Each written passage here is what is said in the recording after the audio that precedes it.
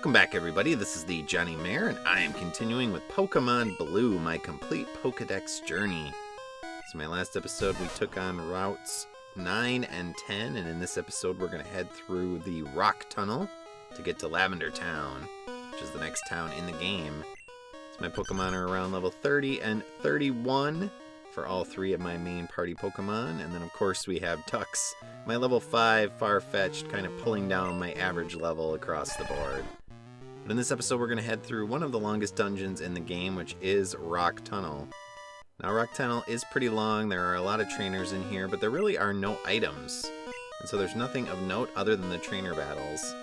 There are a few other branching paths, as we have 29 of the 151 Pokemon in the game. And of course, it's notable because it is very dark. But with the Flash ability that you get from HM5 that we picked up in a previous episode, we can now see what we're doing in Rock Tunnel. And we're going to be using our Repel to keep away the random Pokemon. So the Pokemon you're going to find in here are some ones you've seen before in Zubat and Geodude, but there are two new Pokemon in Machop and Onix. And we'll be catching those eventually. I'm actually not going to catch them in this episode, because my Pokemon are actually pretty high in level. And so I'm going to be switching them out for some other Pokemon pretty soon, and so I'll come back once we get the new Pokemon, because they'll be lower in level, and so it'll be a little easier to catch Onix as well as Machop. But do not worry, I will get them eventually. Here we have a Cubone. It's an interesting Pokemon with the skull over its head, and it's going to play into the story of one of the areas we're going to be going to in the very near future. It's a ground-type Pokemon, though, and it's okay. I prefer some other ground types, like Diglett. But we also have Slowpoke. Slowpoke is a water and psychic type in this particular game, but it does tend to prioritize attack and defense as opposed to special attack or special defense, or, as you might expect, speed. It has very low speed. So we're going to kill it fairly quickly with our electric attacks. But it is pretty dangerous if you let it get off some physical attacks, especially on a Pokemon like Pikachu, which naturally has pretty low defense. It can do quite a bit of damage, even at a higher level disparity. That is the only trainer on this particular level, at least in this part. So we're going to head down to the next level and take on the next trainer. And we're going to keep our Pikachu in the first slot because this trainer also has some Slowpoke. Particularly one at level 25. That's pretty dangerous. Especially if you're around the same level as this Slowpoke. It can do quite a bit of damage to you if you're not careful. And if you're running a grass type like Oddish or Bulbasaur, which is probably going to be at an Ivysaur by now, if you allow your Pokemon to evolve, unlike me, then Slowpoke is going to be doing a lot of damage with its Confusion ability, since Bulbasaur is weak to it. But we are now done with this Slowpoke area. There's nothing to the left there, it's just a dead end. So we're going to head up and take on this other trainer. So in the dark, you'll get these prompts where you'll see the little bubble pop up for the exclamation that the trainer saw you. And then they'll walk over to you, but obviously it's still all in the dark, and you can't really see anything. But it is very possible to get through this dungeon without getting Flash. In fact, I do it pretty much in every playthrough. The only reason I got Flash for this playthrough was just for the purposes of better viewing, so you can actually see what's going on in the dungeon. Now we're going to do about half the dungeon, and then we're going to exit out using the dig ability of our Diglett. That'll take us back to the previous Poke Center right outside the entrance to Rock Tunnel. And then we'll finish off the second half of the dungeon. You like tiny Pokemon because big ones are too scary. Huh. Well, that's what she said. Costume players? Do you mean cosplayers? Or I guess, obviously, since it is a shortened version for costume player, it would be cosplayer, right? But I always just said cosplayer. Not sure why. Maybe because I tend to mispronounce things, and it really bothers people sometimes when they watch my videos. Especially in some of my Final Fantasy videos. But here we have another Cubone after taking out Charmander. So we'll use our Squirtle to Water Gun it. Sorry, Cubone. Oh man, you survived. And then you use Growl. Nice job. What a great use of your turn. I always kind of thought the Pokemaniac sprite looks like he has fangs. But again, that's just me. So now we have some hikers, and hikers have a lot of the same Pokemon we've seen before. Geodude, Machop, Onix. They are going to have some new Pokemon evolutions. And their Pokemon are going to have some new, very annoying abilities. Specifically, the Geodude are going to have... Wait a minute. What the what? Did you see that? My repel wore off and that trainer sprite kind of glitched over to the left. Interesting. Not sure I've ever saw that before. I will hit you with my best shot. Yeah. I will fire away as we head down to the next level. More hikers. But the move that their Geodude has is self-destruct, which does a ton of regular damage. Normal type damage, that is. Now it does cause the Pokemon using it to faint, but it can knock out one of your Pokemon pretty easily. It's not quite as strong as the explosion ability, which is kind of the leveled up version of self-destruct. But at this point it is pretty annoying because Geodude do have very high attack. But since we're using Diglett, one of the interesting things you can do is you can actually dig, and then the Pokemon will sometimes use self-destruct while you're underground and it won't hit you.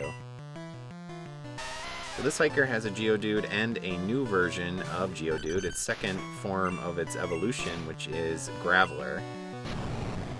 So here it's going to use self-destruct, completely miss us, and then it's going to bring out its second Pokemon, which is Graveler, and then we're going to use Dig on it and kill it. So there you go, super efficient battle. I love it. And now we're going to get out of here because we got to heal before we take on the second half of this dungeon. Oh, well, thank you. So I will see you in a little bit after we dig and heal up.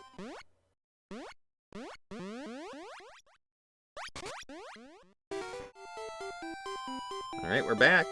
Let's go on with the second half of the dungeon. We have more dead-end paths to the north and also the south here. They do not lead anywhere of note. And then, of course, we have more trainers using more common Pokemon we've seen before. But some of them are using some new unique Pokemon, in a manner of speaking. So this trainer has a Jigglypuff. Now, we've seen Jigglypuff before, but we haven't seen it lately, so I figured I'd show it off. Let's see if it can survive a dig. I'm gonna say no. And I'm right. What else do you got? A Pidgey. Well, that's not too dangerous. Its most dangerous ability is, of course, Sand Attack. But we're just gonna blast it with Thunder Shock. Hopefully that'll kill it. This trainer's last Pokemon is probably going to be like a Meowth or... yeah, Meowth. I was going to say a Meowth or a Rattata. Something along those lines. So we'll just use Diglett, and this time we'll use our Slash. Because Meowth doesn't really have good defense, and so I don't really feel like using a Dig on it. Especially since we still have a few more hikers coming up that Dig will be super effective against. So go home. One of the things I've always thought about with this game and Flash is it just lighting up the tunnel for us? Or is it lighting up everything around us? So obviously we're seeing the entire tunnel lit up here, but is everyone in the tunnel getting light too when we use Flash? Or is it just from our perspective? not sure. Maybe that's answered in the anime. I only watched the first season of the anime. Now you can actually go around these two trainers if you want by going outside their line of sight. But we're not going to skip them. We want the experience. They don't necessarily have super awesome Pokemon. Bellsprout is not super awesome, but I do think this trainer does have a Clefairy as her second Pokemon.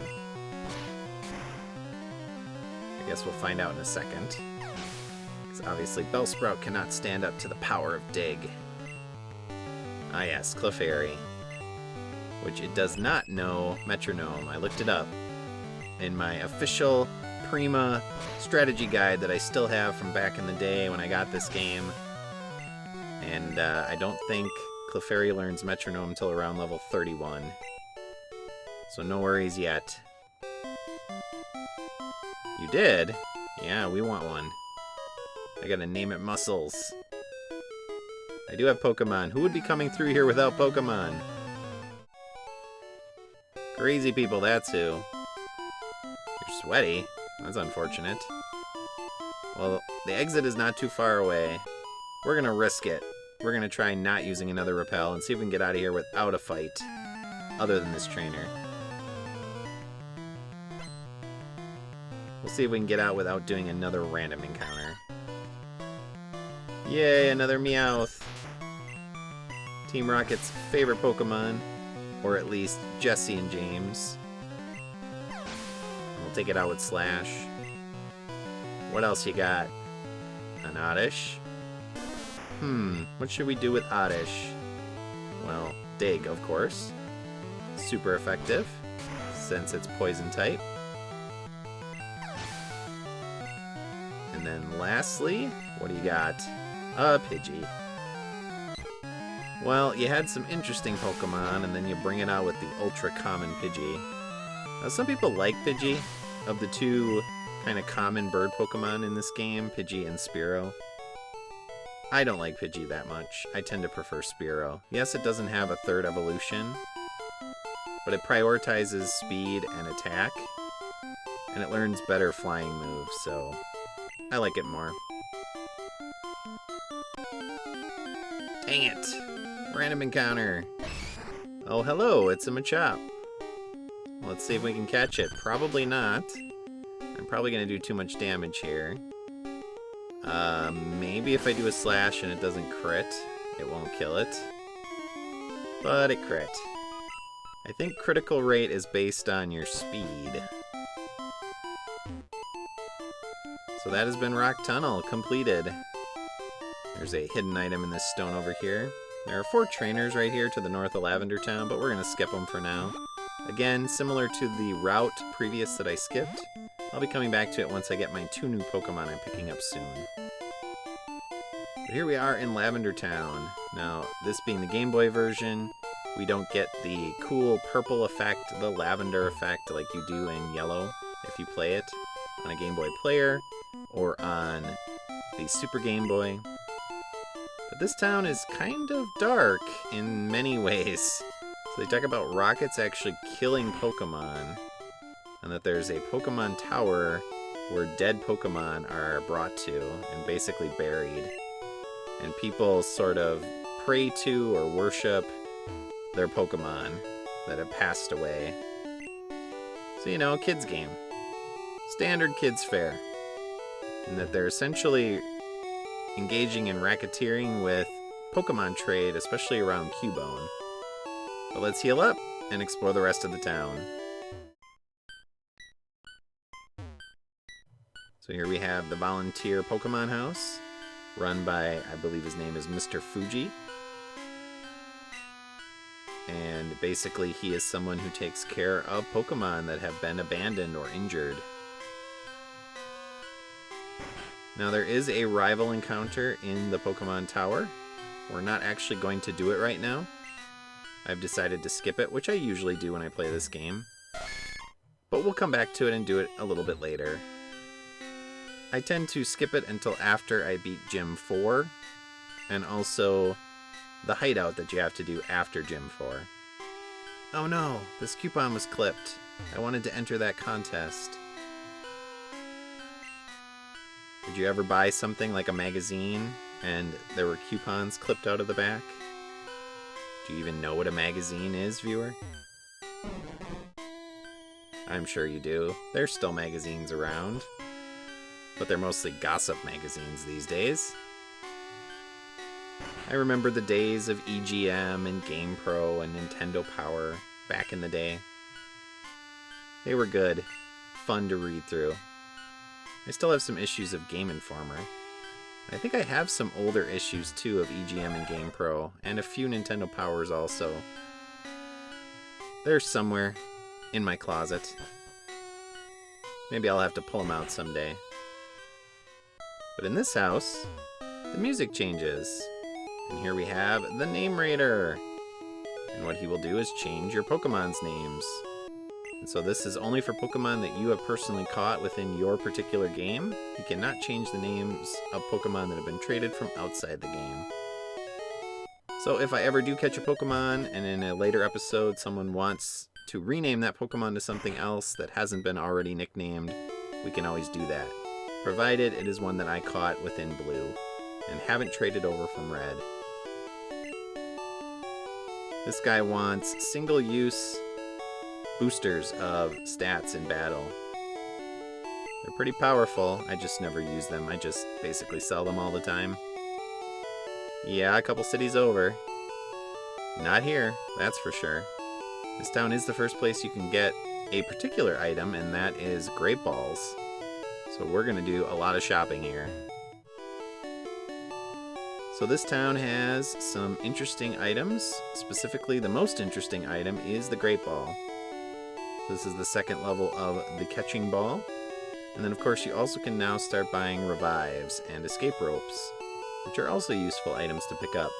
And the Super Repel. So these are all things that I've added to my inventory for future use.